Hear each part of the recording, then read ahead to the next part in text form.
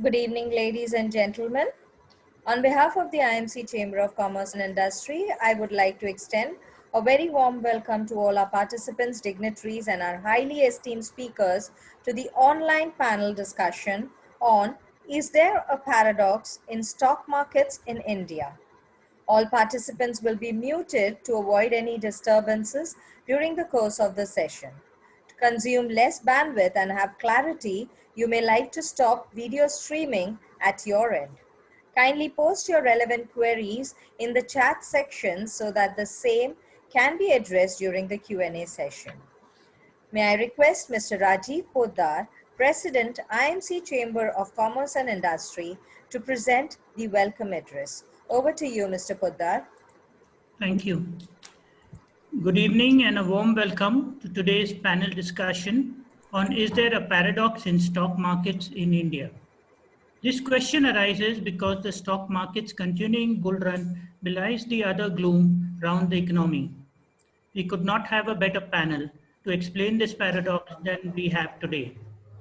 On behalf of IMC and my own, I would like to thank our panelists, Navneet Ji Banot, Nilesh Ji Shah, Anandji Ramakrishnan, for accepting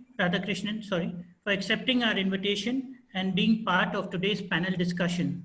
My sincere thanks to Mr. Pradeep Shah, Mr. Gautam Trivedi, Chair and Co-Chair of the Alternate Funding Committee for organizing this discussion, and Mr. Dushyant Dave for his contribution.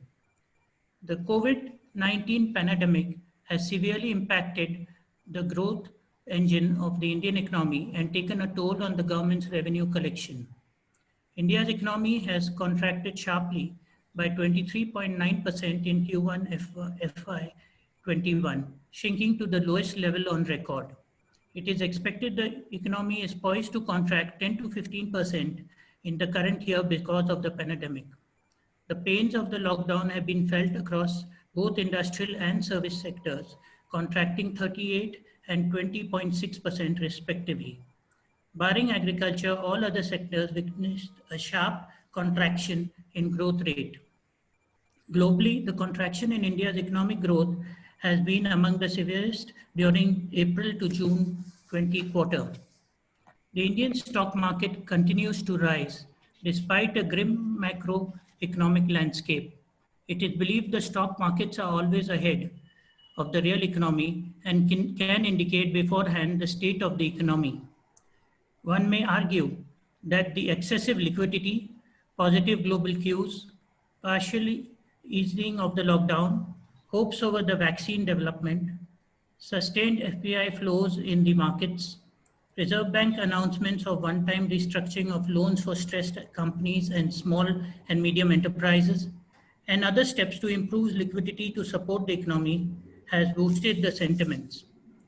On the other hand, weak global corporate reports, surge in domestic infection case, status quo maintained by RBI in August credit policy review on the back of high inflation, weak prospects of economic recovery, tension at our borders are issues of grave concern. Markets in India are broadly mirroring the trend elsewhere, effectively highlighting the disconnect between the financial markets and the real economy across the world. It is left for a lot of people searching for answers. We are looking for insights from our esteemed panelists. Before I conclude, I would like to say a few words about IMC. Established in 1907, the IMC Chamber of Commerce and Industry is an apex chamber of commerce, trade and industry in the Western region, with its membership base of over 5,000 members and over 150 trade associations affiliated to it. Together, it represents and advocates interest of over 4 lakh businesses and industry establishments across the country from diverse sectors of industry. It has 26 industry-specific committees of experts through which it provides policy inputs and recommendations at various levels of government. The theme of the Chamber this year is Reboot, Reform and Research. The 3 factors are crucial for India and other economies globally reeling under the impact of the pandemic. Once again, I welcome you all to this thought-provoking discussions. Thank you very much. Thank you, Mr. Poddar. May I now request Mr. Dushyant Dave, Founding Director, Puneet Advisory Services Private Limited, to present the introductory address. Over to you, Mr. Dave. Yeah. Good afternoon, ladies and gentlemen. We are very excited to have this session. As a member of the Capital Market Committee and a managing committee, when we sat together to decide a topic, we thought, the first topic to start with the Capital Market Committee program, we thought nothing could be better than the topic which we are presenting today. As a professional investor for years, this is definitely a baffling situation. I've been reading and investing as per the value investment principles for years. And the value investment principles said that look at the GDP, look at the macroeconomic factors, and look at the fundamentals of the company finances, the growth in the future, and then invest. What is happening right now? The Indian economy is faltering. Business had closed down for the first quarter. It is limping back to normal in the second quarter. GDP is now being predicted to go down in a 2-digit percentage. I mean, today only S&P has said that it will be minus 9%. And even still, that is a guess estimate. Spearheading effects of this COVID scenario is being felt across the sectors and across all the economic indicators, be it jobs, GST collections, tax collections, supply chain, global trade, interest rates, inflation, currency rates. Sectors like travel, hospitality, real estate, entertainment, etc., all getting severely affected. However, there is one market which is buoying up in a reverse direction. It is said that stock markets are the indicators of the economy. But for the first time, perhaps, all the professional investors are baffled by the stock market rally. Some blue chip companies are being quoted at 60p, 70p, 80 or 100p levels. Nifty itself is a high level of P. So the question is, how is it possible? When all the economic indicators are so bad with no sign of improving or with so much uncertainty, why the businesses operating in this environment should command such rich valuations? This is the paradox which we will be discussing today and try to make sense out of this chaotic situation. We have with us the real stalwarts of India in stock investment to give us the privilege of hearing them. I'm pleased to introduce you to this large, august audience, 3 experts, Mr. Anand Radhakrishnan, Mr. Navneet Munot, and Mr. Nilesh Shah. Mr. Anand Radhakrishnan is a Managing Director and Chief Investment Officer of Franklin Templeton Asset Management India Private Limited. He has been equity, Mr. Radhakrishnan is an equity for Franklin Templeton Asset Management, and he has been responsible for overseeing all the local equity funds. His responsibility include mentoring all the portfolio managers apart from continuing to be the portfolio manager for one of the key products. He manages Franklin India Equity Fund, Franklin India Technology Fund, and Templeton India Value Fund. Also, he is co-portfolio manager for Franklin India Blue Chip Fund, Franklin India Focused Equity Fund, and Franklin Build India Fund. He has been in the investment management industry since '94. He started his career with FT in 2004. His past assignment include fund manager with Sundaram Mutual Fund for 8 years and equity research with SBI Funds Management. We have with us very well known Mr. Navneet Munot. He's the face of the mutual fund equity. He's the managing director of SBI Mutual Funds since 2008. In this role, Navneet is responsible for overseeing investments worth over $100 billion across various asset classes in mutual fund and segregated accounts. He has 25 years of rich experience in financial markets. In his previous assignment, he was the executive director and head of multi-strategy boutique with Morgan Stanley Investment Management. Prior to joining Morgan Stanley, he worked as the Birla Sun Life Mutual Fund and worked in various areas such as fixed income, equities, and forex. He is also the chairman of Indian Association of Investment Professionals. Navneet is also a nominee director on the SBI Pension Funds. The third, Mr. Nilesh Shah, who is a very, very well-known figure. He is MD of Kotak Mutual Fund, has worked in market for 29 years, is MFI chairman at present. Not only that, is presently on the member of Economic Advisory Committee to the Prime Minister. Nilesh Shah is a poster boy of mutual fund industry and has been invited to speak at all major events, investor roadshows, national and international events, and is an expert in deciphering complex micro and macroeconomic parameters of the Indian economy as well as a global economy. As a chartered accountant, he had started his career in ICICI in corporate finance and known to me since then. He has now become expert to refer to for every subject in economy, stock markets, and debt markets. His career includes Franklin Templeton, Axis, and now Kotak.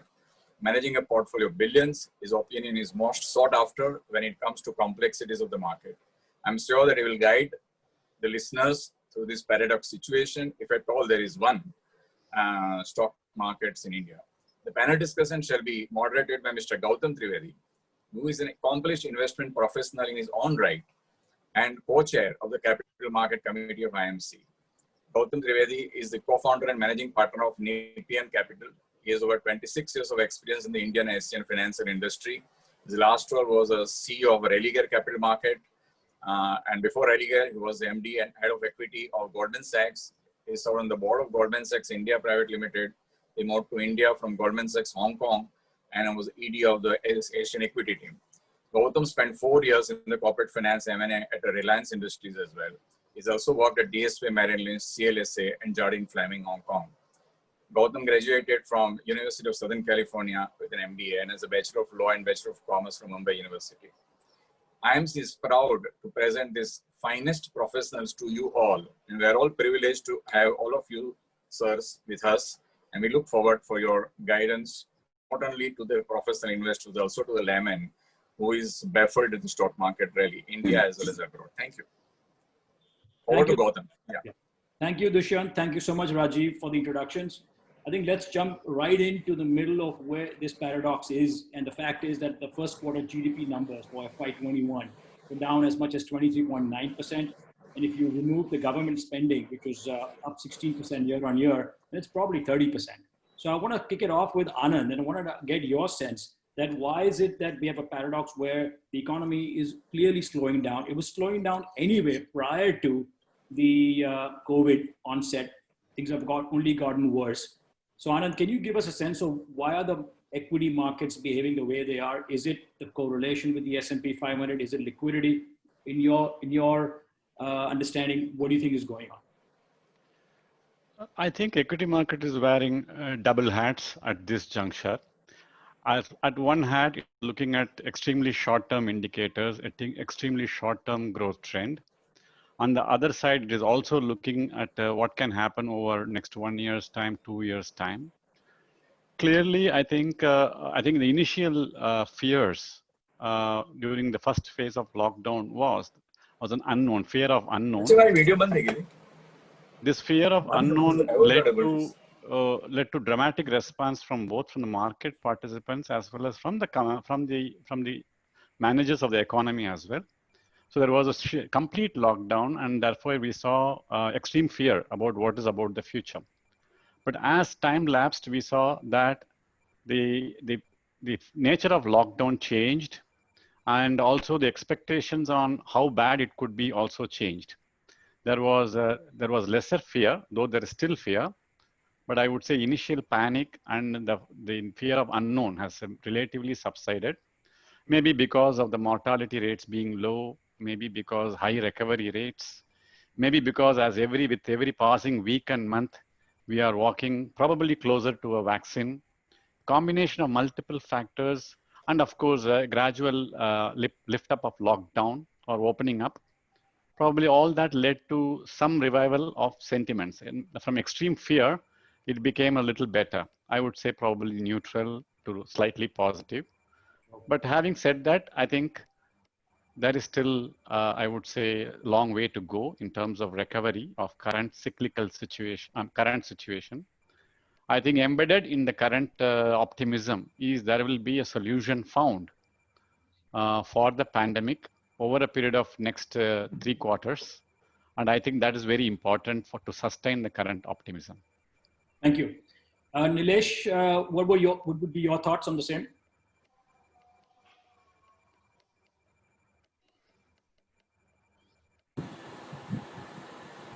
See, essentially, we have seen in market lots of factors at play.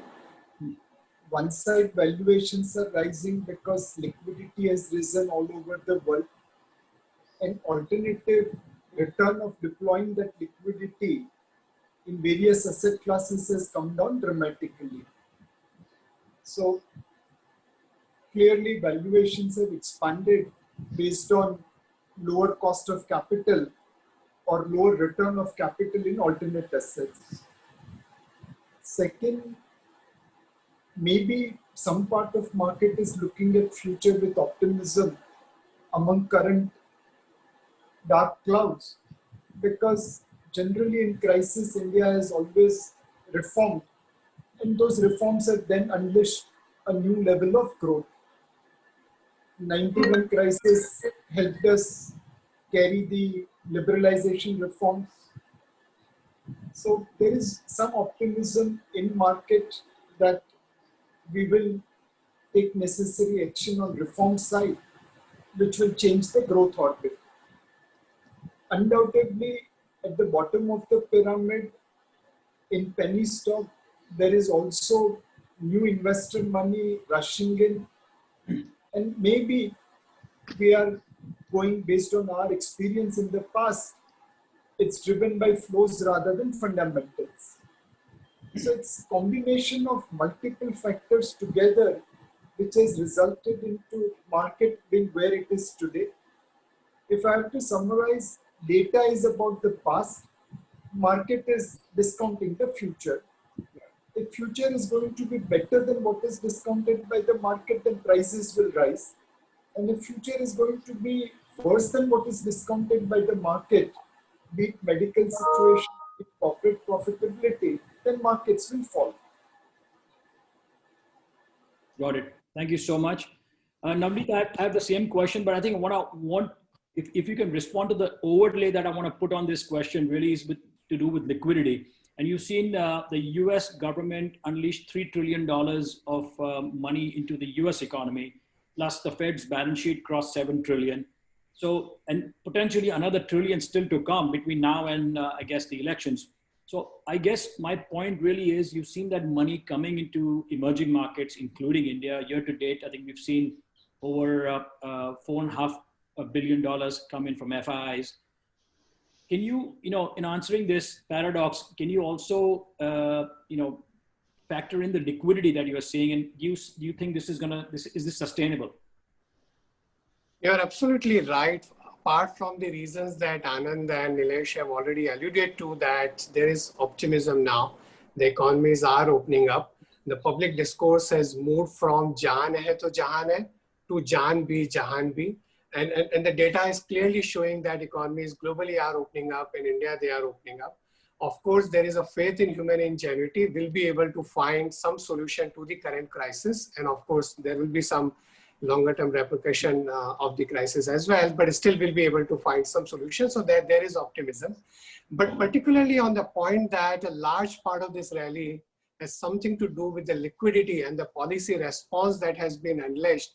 Because if the crisis is unprecedented, the response has been unprecedented to say the least. And you rightly mentioned, I mean, $3 trillion, that's like 15% of the economy, Fed printing in a matter of 3 or 4 months, buying a wide set of assets, and then giving a strong forward guidance that even if inflation runs hot, even if job market runs hot, we are not in a hurry to increase interest rates, giving that kind of forward guidance. And so is the case with almost all the other central banks in the world. Or on top of that, the fiscal stimulus that we have got, you've talked about the US, but a lot of other countries.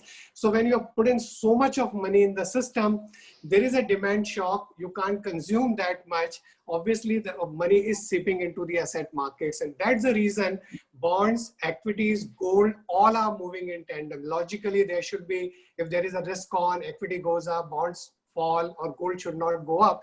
But all going up together reflects that liquidity has played a very key role.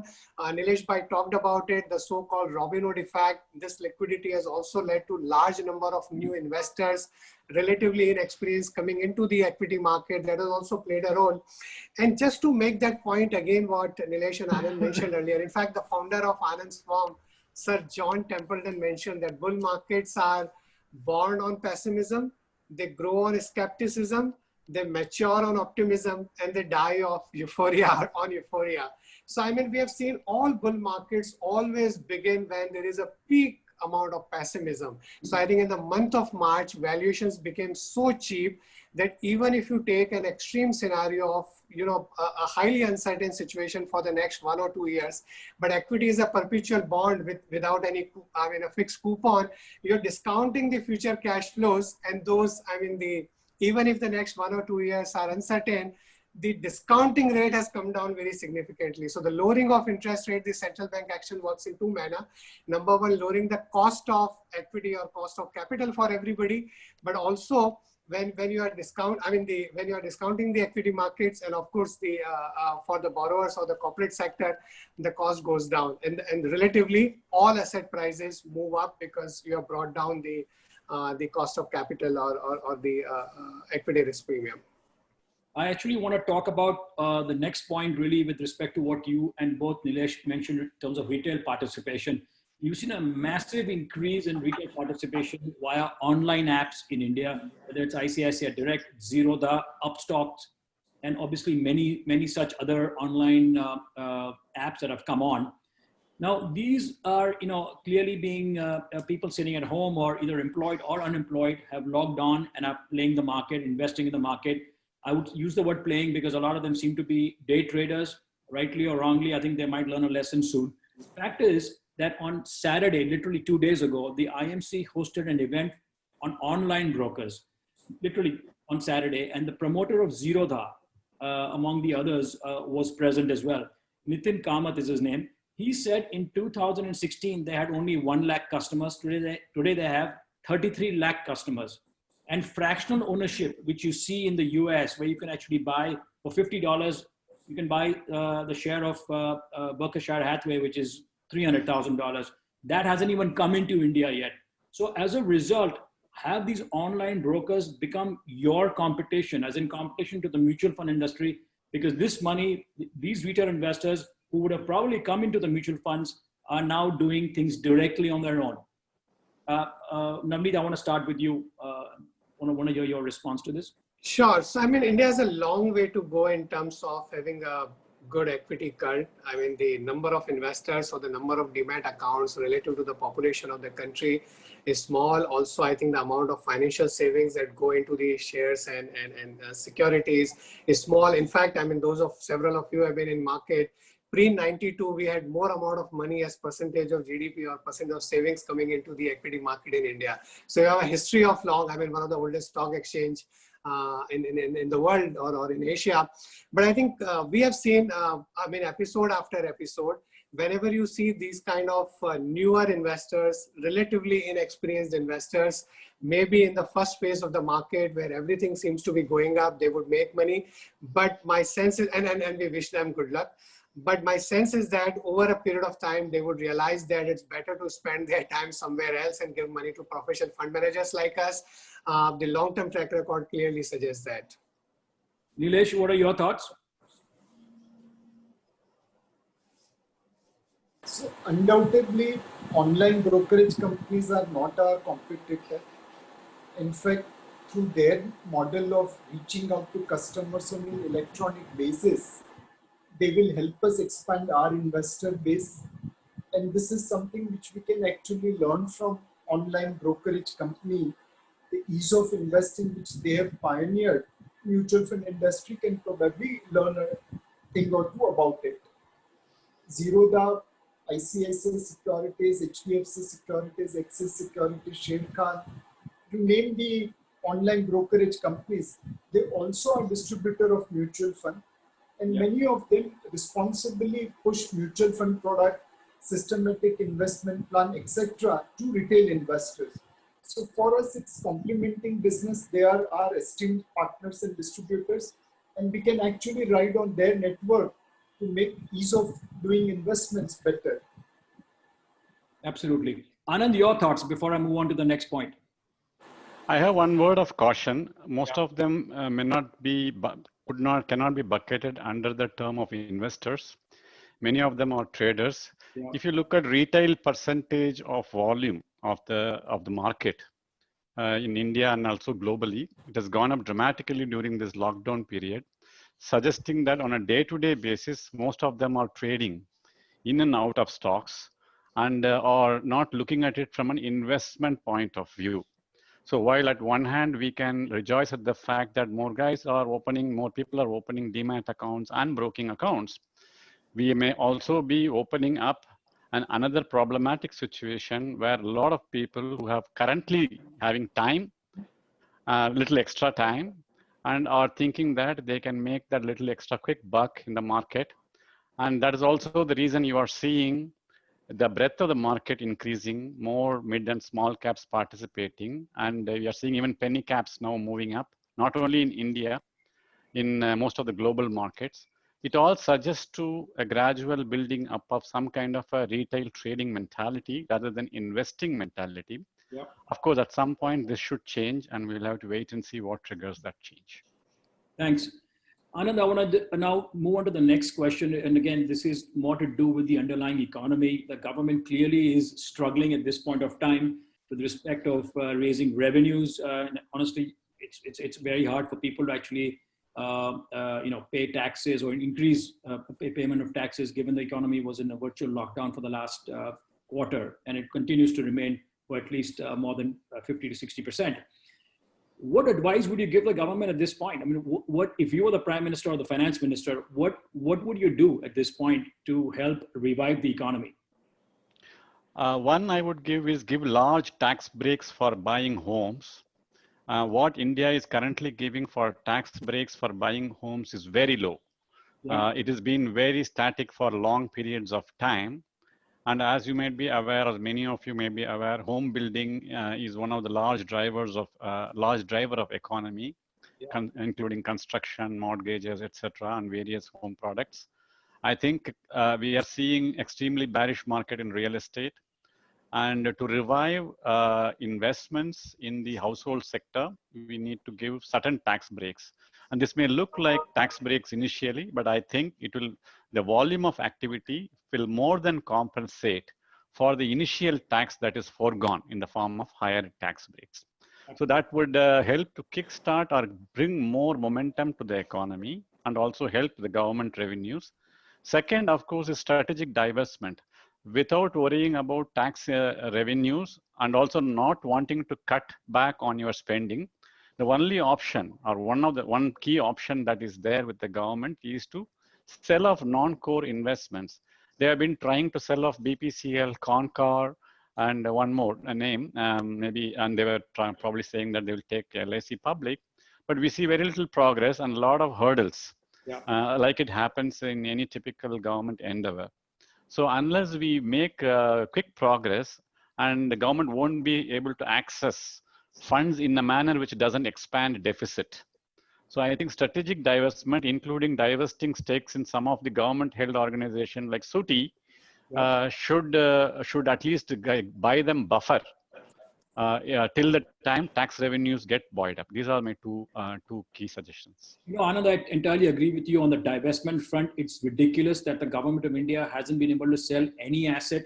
There's no privatization. There's very limited divestment, especially at a time the market has bounced back more than 50% from the low, and we're literally 6% away from an all-time high of the Nifty. So it's baffling that the government can't do anything. So Nilesh, would love to hear your comments on this, or what the government should do to revive the economy. Apart from what Anand has mentioned, we need to monetize government assets so that we have money available for spending. Yeah. For example, government has 9,404 properties under custodian of Enemy Property Act. This were acquired during the 1965 war with Pakistan. Pakistan did this on their side, we did it on our side. Pakistan liquidated all the custodian of enemy property in 1971.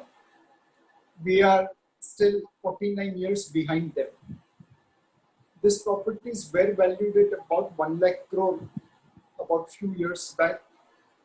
Maybe this is the best time to remove encroachment, clear title deficiency, but liquidate these properties and raise 1 lakh crore or so. to fund your expenditure. The second thing is to bring India's savings from Tijori to white economy. In this century, last 21 years, we have imported $376 billion of gold on a net import basis. This is excluding gold jewelry export after assuming certain percentage of gems and diamond into it. We all know gold smuggling is a reality. We also know that people, when they return from Middle East, they do wear jewelry and come back. Put together, will it be possible for India to spend $500 billion in import of gold jewelry? Answer is quite likely. The World Gold Council believes that 25,000 tons of gold lies with Indian household, but most of it is in black economy, most of it is in Tijori, lying unproductive. Gold financing companies have made a small beginning in monetizing that asset, but we need to magnify that. If we can come out with a very, very attractive gold amnesty scheme, targeting 10% of household gold to move from Tijori to white economy, that's roughly about $200 billion mobilization. Yeah. A 25% tax rate is $50 billion tax revenue to economy, to the government. And more importantly, $150 billion comes into the entrepreneur's balance sheet, which banks can leverage it. And overall, we create $300 billion of cash flow in economy for investment or for business or for consumption purpose. I'll take 2 more minutes to talk about 2 fundamental things which we need to change to free up our manufacturing sector. Yeah. Everyone today is talking about bringing companies from China to India and becoming part of global supply chain management. We have to lay red carpet for them so that we can bring them to India and help change our growth orbit. But there are 2 fundamental things necessary to be done in India to improve our manufacturing competitiveness. One thing is the power cost. The agriculture subsidy needs to be removed from industrial power so that my power cost becomes competitive to rest of the world and my entrepreneurs can compete with the world. The second one is logistics cost. The passenger fare subsidy needs to be removed from commercial freight rates by railway, which will allow our logistics cost to come down. By bringing power and logistics cost at par with the rest of the world, hopefully Indian entrepreneurs will become more competitive and companies which are moving out of China to India will also appreciate that. There are multiple things which government has to do, but as I mentioned, you have to make a beginning with some major issues and then build on that momentum. Absolutely. No, thank you. Those are amazing thoughts. And I fully agree with you. The fact that people are increasingly frustrated by the fact that exports in absolute terms don't actually go up, even though the rupee just keeps depreciating every year by 5 to 6%. And I think there are other input costs the government should be focusing on, and well said with respect to power or infrastructure. Navneet, what are your thoughts? No, surely, so in the very near term, definitely we need a lot more demand stimulus. Maybe the government has been keeping some powder dry so that we spend money as and when the demand, as and when the demand can be generated and people can move around, mobility returns back to normal. And I hope that comes back because it will take a little longer for private sector to have more confidence to spend as well as invest money. And that's why we need a bigger demand stimulus in some or the other form. I mean, some of the ideas Anand and Nilesh Bhai have discussed. I completely agree on the real estate part. In fact, I'm very positive on residential real estate, not because I don't know that I expect prices to go up, but I expect a lot of volume recovery to kind of come back. We can discuss that separately. But whatever stimulus can be given, I think it will really help in kickstarting the growth. I think the programs like NREGA, where you create a capital asset and you create jobs today, where the money can create some bit of demand today, I think is very, very critical and we should do that. Longer term, I think Nilesh Bhai rightly mentioned, in fact, the Indian Merchant Chambers building in Churchgate is an iconic building, of the Swadeshi Bharat movement in 1907. We were part of the first Atmanirbhar Bharat journey of India. when we are starting the another journey of Atmanirbhar Bharat, and I agree with Rajiv what he said, reboot, reform, and research. And I think that's how we should look at the Atmanirbhar Bharat, not the pure Swadeshi movement, which was required at that point in time, but how can we be a lot more competitive? How can we be a lot more innovative? How we can be more productive? I think that's very, very critical. And I think India has a long way to go. We are at the right time, at the right place in the world. And I think if we play our cards right, both from the policy perspective, administrative, judicial, regulatory reforms perspective, if we invest in innovation, I think there is a long way to go for India, because I think we are just at the right time, at the right place in the world. I want to actually stay with you, Navneet, and the point you raised about residential real estate. I was looking at the BSE 500 year to date, and the top performing stocks that I saw were either in the pharma or chemical space. Wanted to get your views on your favorite sectors and sectors that you would avoid, which you already mentioned real estate, but I want to understand within the real estate, is it mostly residential or is it the wider space? And what are the other sectors you like or dislike? So that was about the stock market, but I believe that negative real rates are a combination of various reasons, including negative real rates, including, I mean, the falling difference between the rental yield and the mortgage rates. Also, I think with the relative valuation on other asset classes, and inability of, I would say, builders to hold on to their inventory. I think prices settle lower, and there you see genuine demand coming back. I also expect NRI investments to come back, looking at where asset prices are globally, where interest rates are globally. So there is a possibility that we see revival of interest in residential real estate, which will be good. And I think the Maharashtra government's move to reduce the stamp duty, I think that should be done by almost all the state governments, and whatever central government can do in terms of GST, etc., which will really be helpful for the real estate. It's a large employer. You talked about some of the other sectors. So I think if you see a little longer term from this crisis, I'm not talking about the stock market and how do you play that today, but I think if the data is a new oil, the digital India, I think is going to be, I mean, it's already a big reality. Indians are the largest data consumer in the world in terms of per capita data consumption. And I think that opens up lots of opportunity for variety of businesses. So in virtual economy, India has the potential to do another Y2K movement. And I'm not only talking about the IT services, which will be a beneficiary as globally more, I mean, every government, every business, every individual moves towards more and more virtualization of processes. But I think e-health, e-education, I mean, e-entertainment, India has tremendous potentials on the entire digital space. Healthcare, I mean, we are the pharmacy of the world, vaccine capital of the world. I think with telemedicine, there could be very interesting opportunities for India in the space of healthcare.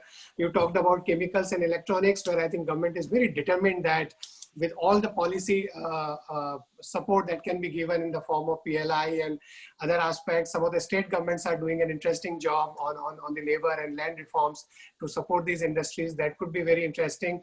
Rural, I think, is relatively in a better shape. And I think not only about the last monsoon or this monsoon or maybe a gold price, positive wealth effect, but even otherwise, I think the connectivity effect of last few years, we have provided electricity, banking connectivity, digital connectivity, road connectivity. All of this will help over a longer period of time in bridging the gap between the rural economy and urban economy. And particularly this data economy can do a lot of wonders to the rural India as well. I mean, we can operate from any place in India today, wherever we are. No, thanks for that. In fact, one of the stocks in my fund is a company called Varun Beverages, which is the bottler for Pepsi. And the company's been showing great results, except for the last quarter, of course, because of the lockdown. And when I asked the promoter that, why is it that in spite of the fact over the last 2 years, your overall, the economy is slowing down, but you're showing great growth. What's the secret behind it? And he said, the secret is the overall electrification, which is going on across the country, led by the BJP NDA government. And we are a net beneficiary of electrification. And I said, how so? And he said, well, believe it or not, people want to drink cold drinks. They don't want to drink warm drinks, which I didn't even think about. So, unintended or intended benefits of certain government actions and how it impacts sectors, how it impacts, specific stocks. Nilesh? The biggest positive that has happened in India in the last few years, which will have a huge positive longer term repercussion, is what we are doing on the social security. In India, social security is slightly different. It's like LED bulb, LPG cylinder, toilet, basic electricity, I mean, an Ayushman Bharat, putting, I mean, several of those things, whatever for a girl child or for a senior citizen, so on and so forth. This will do a lot of good. But I agree with Nilesh Bhai, what he said and Anand said, that you also need to ways to get revenues to spend more and more money on that social security. You need a strong social security, which will do wonders for a country like us. Yep. But the government has to raise more revenues also for that, and we have to find ways to do that. Absolutely. Thank you so much. Nilesh, your thoughts on sectors that you like, dislike at this point? We believe there are two sectors where there could be long-term growth opportunity, just like IT sector had in 2000. 2000 Y2K created a small opening where entrepreneurs like Azim Premji, Narayan Murthy, Shiv Nadar created $1 billion of corporation. Same small opportunities available courtesy COVID-19 in these two sectors. One is chemical, other is contract manufacturing. In chemicals, Indians had about 2.5% global market share. China had about 43% market share. Over the last 2-3 years, we have increased our market share to about 4%. China has come down to 39%. There are many companies which wants to buy chemicals from India, and we have started seeing now longer term contract of hundreds of millions dollars coming to one company. We have seen emergence of a buyer buying $1 billion worth of chemical from a couple of companies. And we think there is a huge opportunity for India, as we always had the chemical engineering knowledge. Now we are investing for capacities, and there is demand for the same, as world would like to move out of China to India. In contract manufacturing, we have seen emergence of companies making consumer durables and consumer items. I wouldn't call it non-durables, but consumer items like matrices and so on and so forth, which was bought by global brands and then distributed in India. So they were making in India for selling in India. Now, these companies are getting inquiries for making in India to selling all over the world. The scale goes 5 times, 10 times, 15 times, 20 times, or even 50 times. In both chemical sector as well as contract manufacturing sector, for an entrepreneur, they have the same opportunity to create companies of tomorrow's Infosys or HCL Tech or TCS and so on and so forth. Obviously, stock market has looked at this potential and really pulled up the prices. So valuations are expensive, no doubt about it. But from a growth point of view, these are the two sectors where we will see tremendous amount of growth in the days to come. Absolutely. I fully agree with you. I think contract manufacturing is the party has only just started, and this is probably a 20-year or 25-year business going forward, assuming that the government does not mess it up with either taxes or harassment from the GST department, who knows what. There are other local issues which are beyond our control, and frankly, they're mostly absent in China or even Vietnam. Anand, your thoughts, please. I will highlight probably one sector maybe which is currently most hated, which is financials. I think they have gone through, we have seen expansion of financial services till 2018 with banks, NBFCs, smaller banks. And then since the ILFS crisis, S-Bank crisis, we have seen shrinkage, massive destruction of value in that space. I think the sector is rapidly consolidating, with the strong getting stronger, the strong getting more capital. The strong will gain market share over the next 5, 6, 7 years. And the weak will get eliminated mostly. Most of the NBFCs will never come back. I have a view that they will not come back to their earlier glory. Some good ones will survive, but I would say the good banks, the strong ones will get stronger. And this is I would say maybe a 4 or 5 year play, may not be a multi-year growth, may not look like a multi-year growth recommendation. But from the fact that rest of the markets have rallied and financials have massively underperformed, it does look like once the near-term fears subside, it will get re-rated. The near-term fears are higher spike in NPAs due to the COVID situation, and also moratorium further slipping away, slipping into NPAs, especially creating more stress in the small and medium enterprises. Sure. If the optimism of the economy is anyway true, it will spread to the small and medium and small enterprises, and we can't afford to have a sick medium and small enterprises and the growing economy. So it looks like a dichotomy of expectations. So if one has to be true, the other has to follow, and therefore I would recommend to carefully look at that sector for opportunities. I'm going to now open it up for questions in the interest of time, and I've already got my first question. It's an interesting question. What are some of the sectors that have not participated in the recent rally, especially this year? And the example given is Larsen & Toubro. So infra clearly has been a laggard, not just this year, but even for last several years. Navneet, I would like to ask you if you have any thoughts about this, and then we can rotate to Nilesh and Anand. So the fear is that the private capex will get deferred. I think the expectations were that we have hit the bottom quarter ending March, but I mean, then the COVID crisis has happened. The fear is that given the fiscal situation, the central and state governments would also go a little slow on their capex spending. The heartening feature is that central government is very keen to continue with the capex, whatever was budgeted. In fact, they are finding newer ways how capex can be funded. The fear is little about the state governments, because 2/3 of the government capex is done by state governments, 1/3 by the central. Central is highly committed. We'll have to see how state governments will be able to raise revenues. Structurally, over a longer period, I strongly believe that India has to get higher growth back.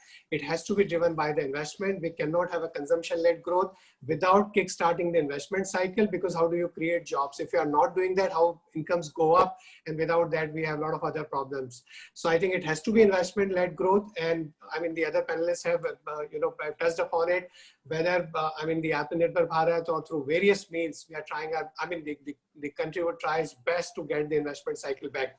I also have a very strong view globally that while monetary policy has tried to do whatever it could in last few months, but a point is, we are reaching a point where incrementally it is going to be very difficult for central banks to get growth back.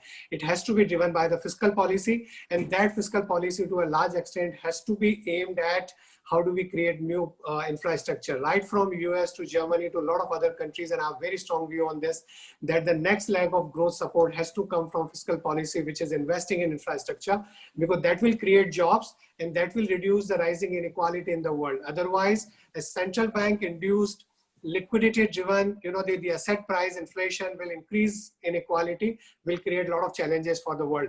And if my view turns out to be right next year, then maybe capital goods, engineering, construction, I think all of that should do well. There would be opportunities both in India as well as globally.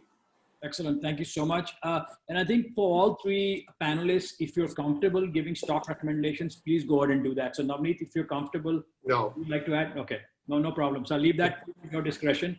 Nilesh, what are your thoughts on the same about sectors that haven't participated, and L&T only being one example? So apart from what Navneet Bhai mentioned, I think companies will have to take a call, and it's not the sector participation which will bring companies into outperformance. It's the company's outperformance which will make sector outperform. What do I mean by this? If suppose you are a heavily leveraged company, your returns will be for debt or lenders only. Equity shareholders will be wiped out. So within a sector, a moderately leveraged company may outperform the market, but a heavily leveraged company may not. Sure. Second, companies will have to cut costs. Suppose if there is a company which is focused on cutting salaries, renegotiating rentals, focusing on, cutting discretionary spending like advertising and marketing, vis-a-vis someone which is just taking things lightly, the chances of first company outperforming market is far higher than the second company, even if they are part of the same sector. Third will be digital adoption. For example, in financial services, a bank, NBFC, mutual fund, or a non-financial services enterprise, if they are not digitally savvy, and they continue to remain in physical world, then certainly their outperformance may become very difficult. Some startup in Hyderabad, Bangalore, Pune will just come and disrupt them quite significantly. Yeah. So my feeling is that within the sectors which have not participated in the rally, you'll have to choose companies which are lesser leveraged, which are cutting costs aggressively, and which are adopting to digital lifestyle or digital ecosystem. That set of companies will outperform the market. Absolutely. Anand? One big sector that has underperformed is government. I mean, by government, I mean government-owned companies, not government by itself. Now, government has been telling us. Both. You might be right on both. Anyway, that's a separate government has been telling us to you be clean, Swachh Bharat karo, you pay taxes, be compliant, you do this, you do that, and all from the private citizens of this country. But they have been able to eke out very little efficiency improvement from the companies they themselves own. If you look at the biggest wealth destroyer over the last 6 years, it has been the government-owned companies, PSUs. This include PSU banks, PSU utilities, PSU oil companies, etc. While it is nice to tell Indians to reform, it is also we have to look at hold mirror at some of these. It's a very important sector. So the one way I think government either they should extract more efficiencies from these companies. If you can't get it out of the companies, how will you get it out of the country itself? Absolutely. It is not that easy.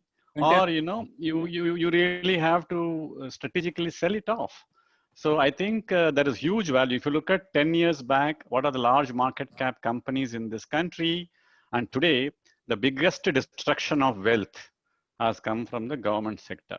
So if you get that act, you can create value because some of them are inherently valuable because they are large companies, whether you look at companies like some of the refining companies like IOCL, BP, HP, they are huge. So are utilities like NTPC Power. They're all huge, and the kind of cash flows they generate are very big.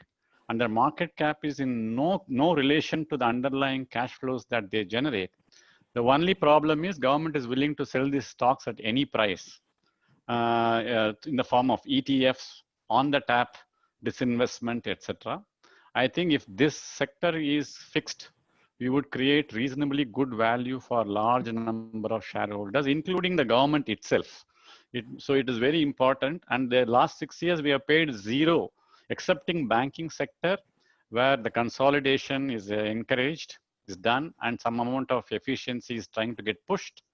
We have not seen it in any other sector. So I would probably, again, from a rank underperformer perspective, I'll put government-owned companies as number one. I think you're absolutely right. I think one of the other names that you didn't mention and is my personal favorite on the inverted list of companies that have actually destroyed value is MTNL. Let's not forget them. Until 2 years ago, I remember vividly that their employee cost was more than revenues. I mean, where on earth can you find a company that has such a great, anyway, whatever. So hopefully... MTNL at one point of time, Gautam, has a market cap higher than Reliance Industries Limited. Now, Reliance Industries market cap is higher than all the PSU companies put together. That is it's multi-first of that. It's multi-first, Nilesh bhai. So, I mentioned 6-year underperformance. In March 2009, from March 2009, BSE 100 or whatever index you look at has gone up 5x. PSU index is flat. I mean, that's the kind of like wealth destruction that has happened. And then, as Anand mentioned, I mean, several of these companies have like monopolistic businesses or oligopoly, huge amount of assets, cash flows, but I think we need to get that piece right. So Navneet, I want to stick with you right now with respect to your views on interest rates. And there's some questions that have come in on interest rates right now, asking that, honestly, lowering rates, will that help from these levels? Or is it really the fact that people don't have money to buy? You could lower rates even further, but if you don't have a job or you have a fear of your job being lost, I mean, I just want to get your view on that. So the heavy lifting of, providing the stimulus to the economy has been done by the RBI in the form of sharp rate cuts, liquidity injection, moratorium, now restructuring. They've been really bold and creative. On the interest rate front, I think RBI has done enough as far as the policy rates are concerned. but the yield curve is very steep. I mean, the overnight rate close to 3%, but the 10-year GSEC itself is at 6% or above that. So the curve is like one of the steepest in history. Credit premiums, apart from few AAA rated names, are still highly elevated because of the concerns about the overall economy and the credit environment. I think that's where incremental focus of RBI would be. The job has got a little complicated. In central banking language, it's called impossible trinity. On one side, they are getting copious flows. I mean, in the financial year, this year, they have already accumulated $65 billion and released like almost 4.5–5 lakh crores of liquidity, big to prevent rupees appreciation. On other side, you have inflation, which is rising. If you keep releasing this liquidity, then it has the ability to increase inflation and or make it more widespread. And third, they have to ensure that government bond yields don't go up at a time where economy is degrowing.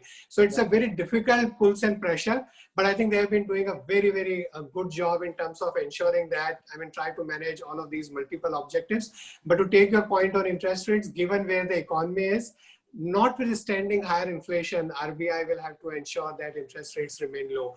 In just few hours back, I mean, they announced another open market operations, and every time the yields are tending to rise, they are coming to the market and trying to give a strong confidence to the market. Got it. Anand, your thoughts on the same? I echo what Navneet says, but I think one additional point I would like to make is has the benefits of falling interest rates have reached the end borrower. If you use the real rates in which the people are borrowing money, India is the highest real interest rate at which people are borrowing money. You look at even like a simple consumer finance company, average yield on their book is upwards of 13–14%.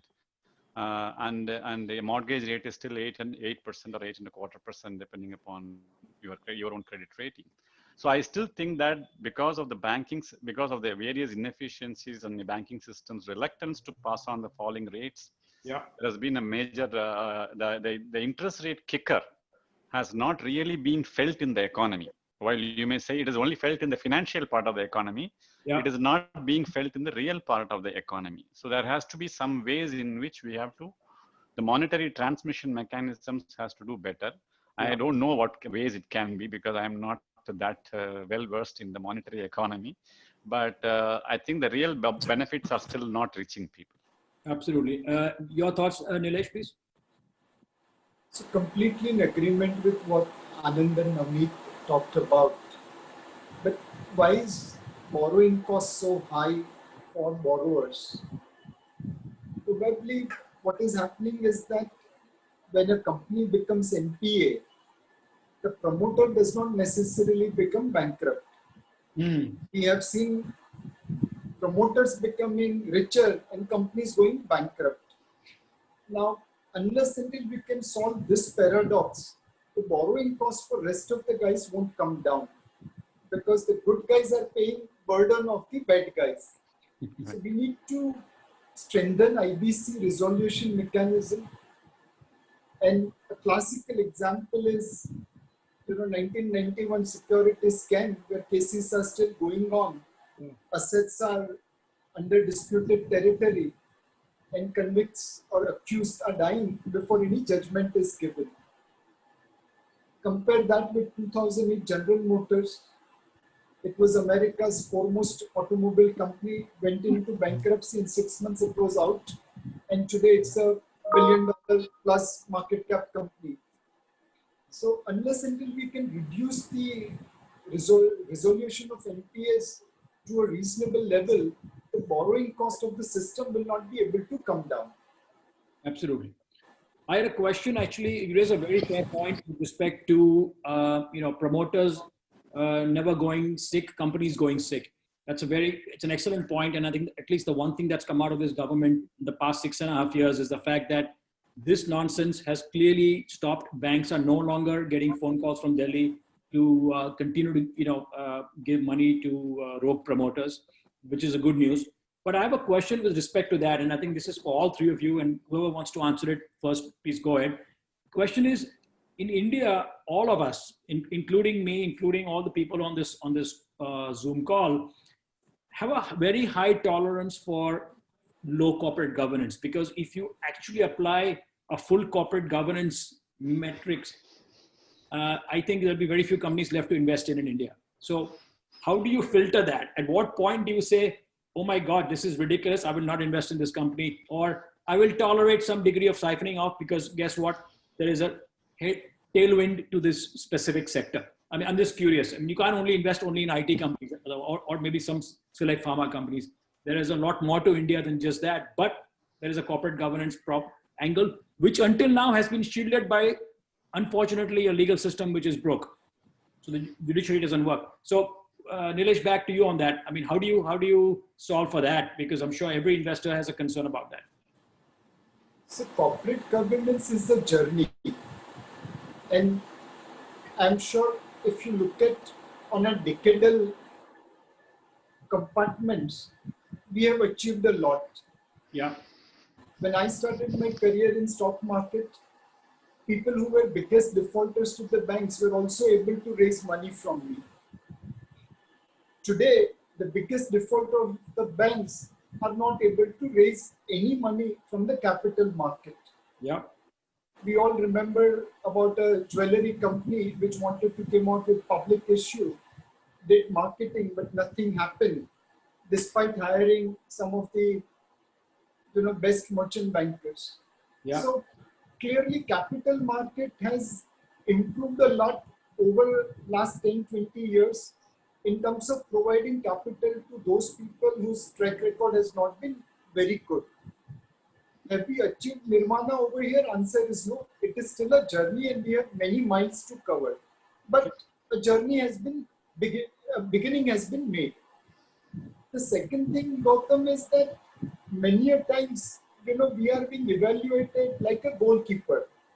I may say 20 goals, but you will count me responsible for 5 goals which I have allowed to be scored.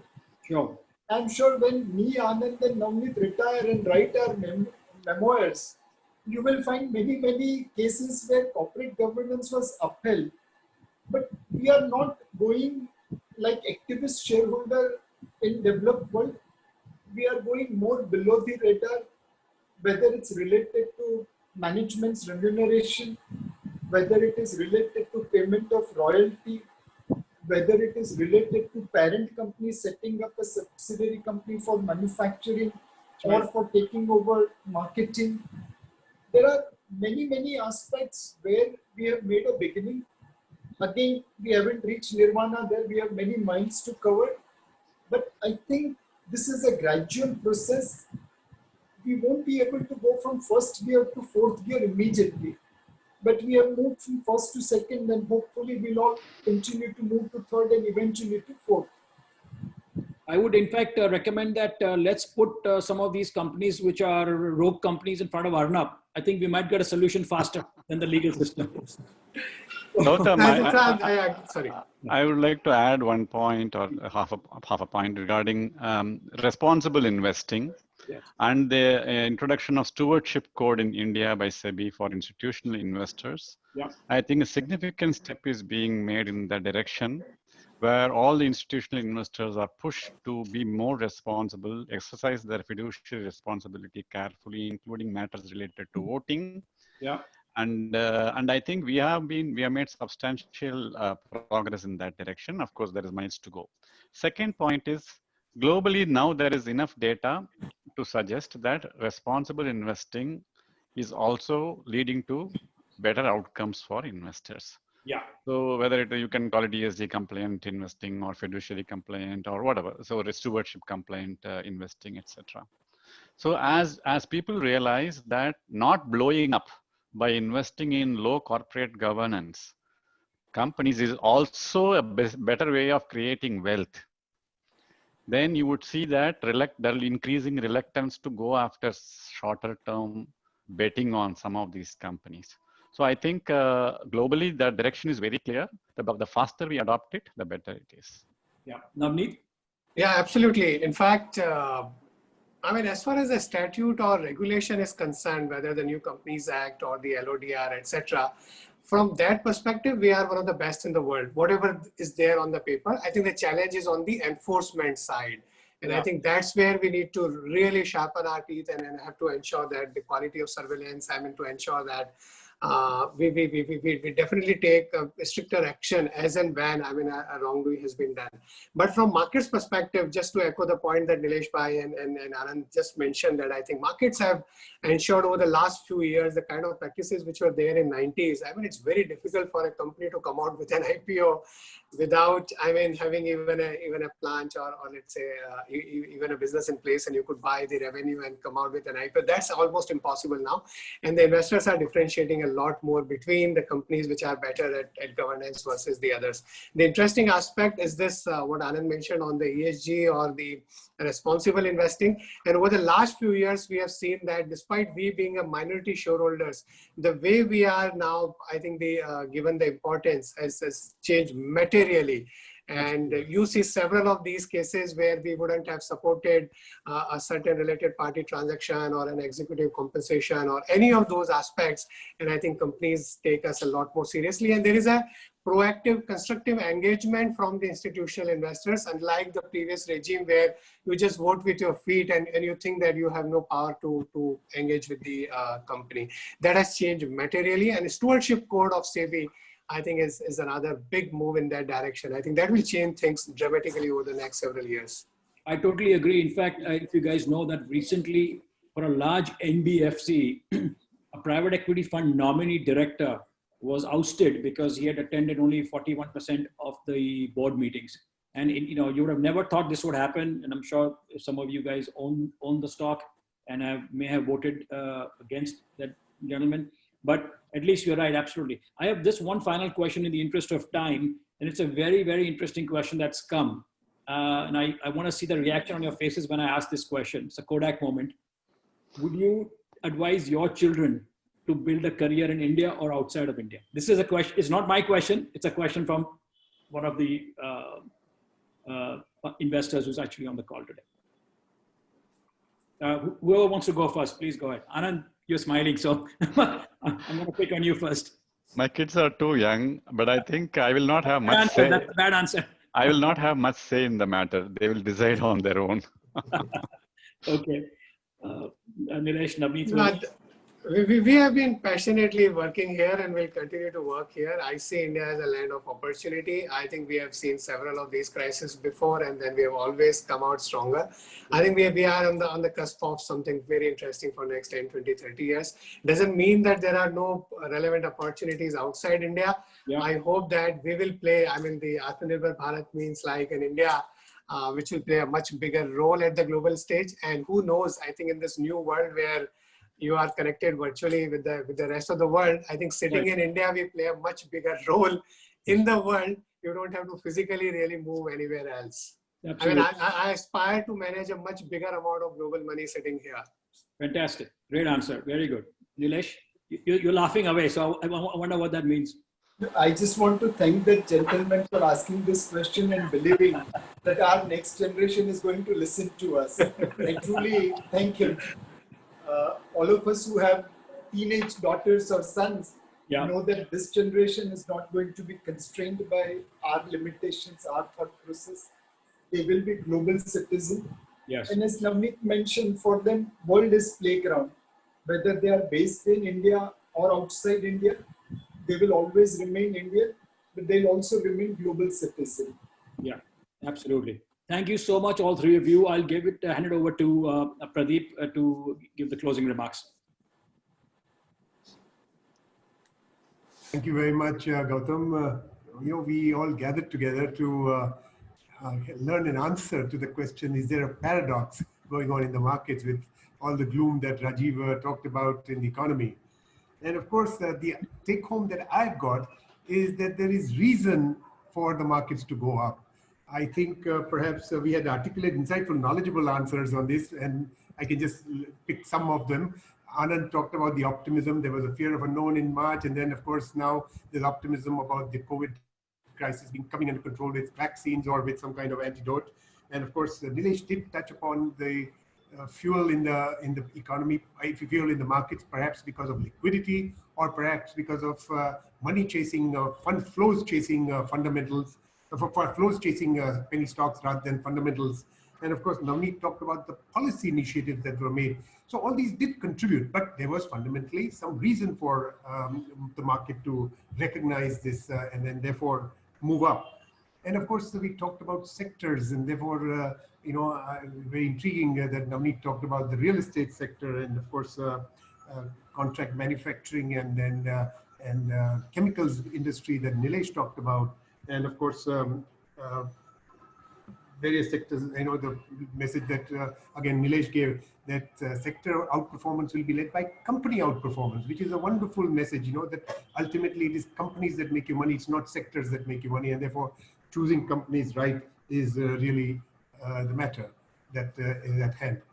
But there is one risk that I just want to, I was trained in risk, as you know, and so I can't but avoid talking about it. And that is, now we talked about the $3 trillion that the Fed pumped into the US economy. And yet, if you notice now, they are getting a little worried. They've said that in spite of inflation, we will continue with this policy. But already inflation is about 1.73% there in the United States. So they're already in negative interest, real interest rate territory. And we've seen in the last year or 2 years that both interest rates went down, and so the debt markets went up, the prices of debt instruments, and the price of equities went up, which is not common, as you know.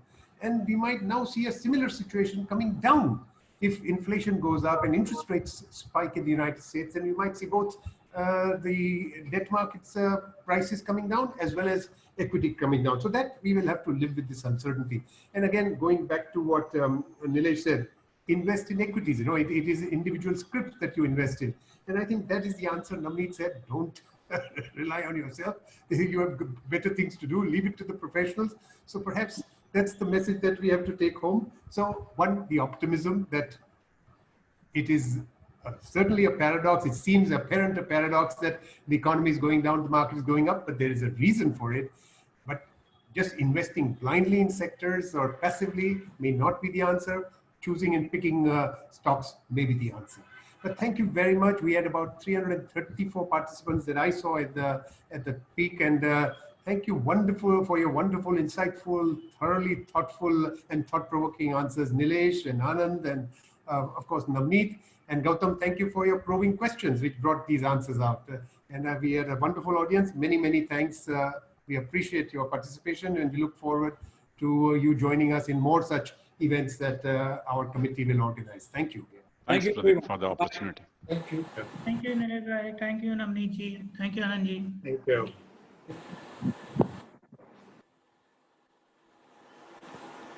Thanks, Gautam bhai. Thanks, Pradeep bhai. Okay, Rajiv, many thanks. Thank you.